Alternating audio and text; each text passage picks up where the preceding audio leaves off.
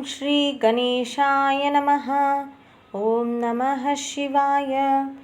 शिव पुराण के श्रवण से देवराज को शिवलोक की प्राप्ति तथा चंचुला का पाप से भय एवं संसार से वैराग्य। श्री सैनिक जी ने कहा, महाभाग सूत जी, आप धन्य हैं, परमार्थ तत्व के ज्ञाता हैं। आपने कृपा करके हम लोगों को यह बड़ी अद्भुत एवं दिव्य कथा सुनाई है। भूतल पर इस कथा के समान कल्याण का सर्वश्रेष्ठ साधन दूसरा कोई नहीं है। यह बात हमने आज आपकी कृपा से निश्चय पूर्वक समझ ली। सूत जी, कलयुग में इस कथा के द्वारा कौन कौन से पापी शुद्ध होते हैं, उन्हें कृपा पूर्वक बताइए और इस जगत को कृतार्थ कीजिए। सूत जी बोले, मुने, जो मनुष्य पापी, दुराचारी, खल तथा काम क्रोध आदि में निरंतर डूबे रहने वाले हैं, वे भी इस पुराण के श्रवण पठन से अवश्य ही शुद्ध हो जाते हैं। इसी विषय में जानकर मुनि इस प्राचीन इतिहास का उदाहरण दिया करते हैं, जिसके श्रवण मात्र से पापों का पूर्णतया नाश हो जाता है। पहले की बात है, कहीं किरातकों के नगर में एक ब्राह्मण रहता था, जो ज्ञान में अत्यंत दुर्बल, दरिद्र, रस बेचने वाला तथा वैदिक धर्म से विमुख था। वह स्नान संध्या आदि कर्मों से भ्रष्ट हो गया था और वैश्य वृत्ति में तत्पर रहता था। उसका नाम था देवराज। वह अपने ऊपर विश्वास करने वाले लोगों को ठगा करता था। उसने ब्राह्मणों, क्षत्रियों, वैश्यों, शूद्रों तथा दूसरों को भी अनेक ब्राह्मणों से मारकर उनका धन हड़प लिया था, परंतु उस पापी का थोड़ा सा भी धन कभी धर्म के काम में नहीं लगा था। वह वैश्यगामी तथा सब प्रकार से आचार भ्रष्ट था। एक दिन घूमता घूमता वह दैवयोग से प्रतिष्ठाननपुर झूसी प्रयाग में जा पहुंचा। वहां उसने एक शिवालय देखा, जहां बहुत से साधु महात्मा एकत्र हुए थे। देवराज इस शिवालय में ठहर गया, किंतु वहां उस ब्राह्मणों को ज्वर आ गया। उस ज्वर से उसको बड़ी पीड़ा होने लगी। वहां एक ब्राह्मण देवता शिव पुराण की कथा सुना रहे थे। ज्वर में पड़ा हुआ देवराज ब्राह्मणों के मुखार विंद से निकली हुई उस शिव कथाओं को निरंतर सुनता रहा।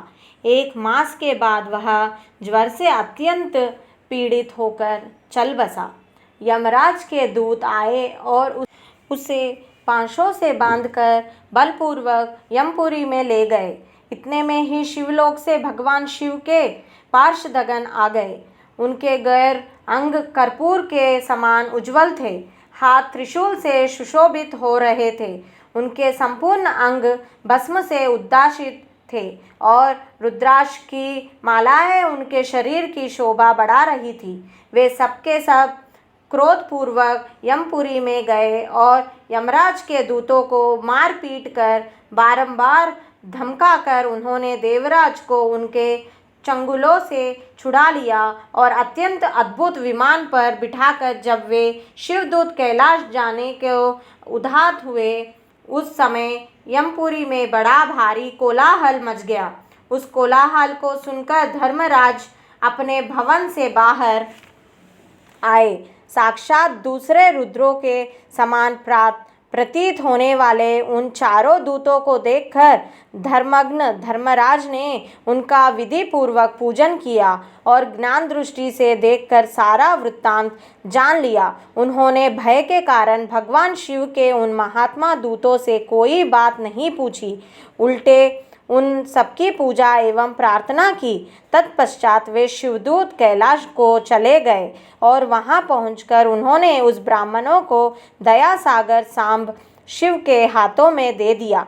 सैनिक जी ने कहा, महाभाग सूत जी, आप सर्वज्ञ हैं, महामते, आपके कृपा प्रसाद से मैं बारंबार कृतार्थ हुआ। इस इतिहास को सुनकर मेरा मन अत्यंत आनंदमय निमग्न हो रहा है।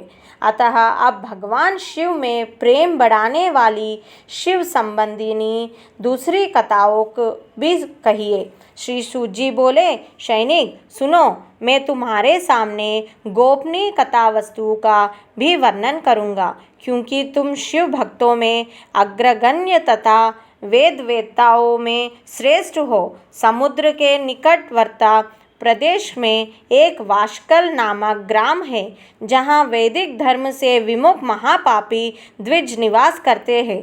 वे सबके सब बड़े दुष्ट हैं। उनका मन दूषित विषय भोगों में ही लगा रहता है। वे ना देवताओं पर विश्वास करते हैं, ना भाग्य पर। वे सभी कुटिल वृत्ति वाले हैं, किसानी करते और भक्ति के घातक अस्त्र शस्त्र रखते हैं। वे व्यभिचारी और खल है। ज्ञान, वैराग्य तथा सद्धर्म को सेवन ही मनुष्य के लिए परम पुरुषार्थ है। इस बात को वे बिल्कुल नहीं जानते हैं।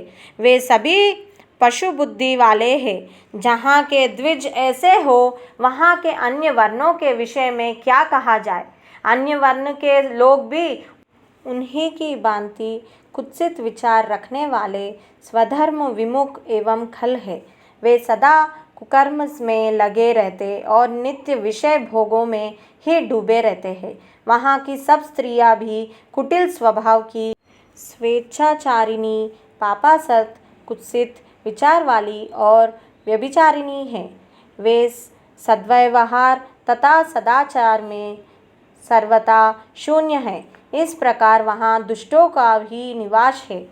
उस वाशकल नामक ग्राम में किसी समय एक बिंदुक नामधारी ब्राह्मण रहता था। वह बड़ा अधम था, दुरात्मा और महापापी था। यद्यपि उसकी स्त्री बड़ी सुंदरी थी, तो भी वह कुमारगर पर ही चलता था। उसकी पत्नी का नाम चंचुला था। वह सदा उत्तम धर्म के पालन में लगी रहती थी, तो भी उसे छोड़कर वह दुष्ट ब्राह्मण वैश्यागामी हो गया था। इस तरह कुकर्म में लगे हुए उस बिंदुक के बहुत वर्ष व्यतीत हो गए। उसकी स्त्री चंचुला काम से पीड़ित होने पर भी स्वधर्म नाश के भय से क्लेश सहकर भी दीर्घ काला तक धर्म से भ्रष्ट नहीं हुई, परंतु दुराचारी पति के आचरण से प्रभावित हो आगे चलकर वह स्त्री भी दुराचारिणी हो गई। इस तरह दुराचार में डूबे हुए उन मूढ़ चित्त वाले पति पत्नी का बहुत सा समय व्यर्थ बीत शूद्र जाति वेश्या का पति बना हुआ वह दूषित बुद्धि वाला दुष्ट ब्राह्मण बिंदुक समयानुसार मृत्यु को प्राप्त हो नरक में जा पड़ा। बहुत दिनों तक नरक के दुख भोग कर वह मूढ़ बुद्धि पापी विंध्या पर्वत पर भयंकर पिशाच हुआ। इधर उस दुराचारी पति बिंदुक के मर जाने पर वह मूढ़ हृदया चंचुला बहुत समय तक पुत्रों के साथ अपने घर में ही रही। एक दिन देवयोग से किसी पुण्य पर्व के आने पर वह स्त्री भाई बंधुओं के साथ गोकर्ण क्षेत्र में गई।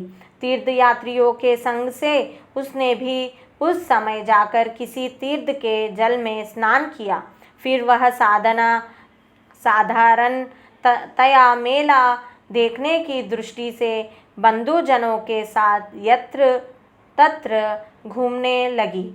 घूमती घामती किसी देव मंदिर में गई और वहाँ उसने एक दैवज्ञ ब्राह्मण से मुख से भगवान शिव की परम पवित्र एवं मंगलकारिणी उत्तम पौराणिक कथा सुनी।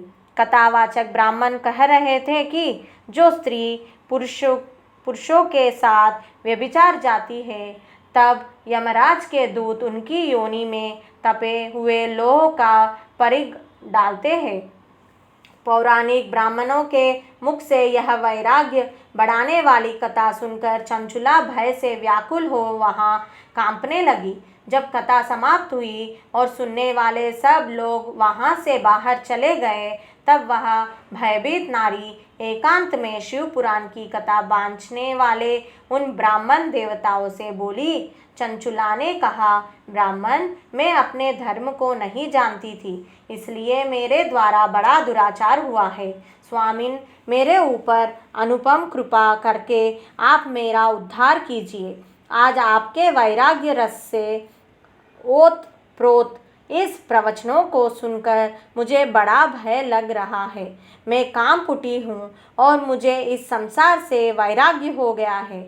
मुझ मूढ़ चित्त वाली पापिनी को धिक्कार है। मैं सर्वदा निंदा के योग्य हूँ। कुत्सित विषयों में फंसी हुई हूँ और अपने धर्म से विमुख हो गई हूँ। हाय, ना जाने किस किस घोर कष्टदायक दुर्गति में मुझे पड़ना पड़ेगा और वहाँ कौन बुद्धिमान पुरुष कुमार्ग में मन लगाने वाली मुझ पापिनी का साथ देगा। मृत्यु काल में उन भयंकर यमदूतों में मैं कैसे देखूंगी, जब वे बलपूर्वक मेरे गले में फंदे डालकर मुझे बांध देंगे, तब मैं कैसे धीरज धारण कर सकूंगी। नरक में जब मेरे शरीर के टुकड़े टुकड़े किए जाएंगे, उस समय विशेष दुख देने वाली उस महायातना को मैं वहाँ कैसे सहूँगी। हाय, मैं मारी गई, मैं जल गई, मेरा हृदय विदीर्ण हो गया और मैं सब प्रकार से नष्ट हो गई, क्योंकि मैं हर तरह से पाप में ही डूबी रही हूँ। ब्राह्मण, आप ही मेरे गुरु, आप ही माता और आप ही पिता है।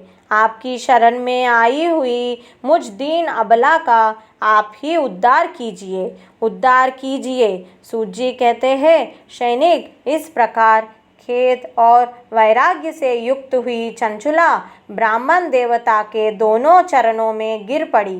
तब उन बुद्धिमान ब्राह्मणों ने कृपापूर्वक उसे उठाया और इस प्रकार कहा।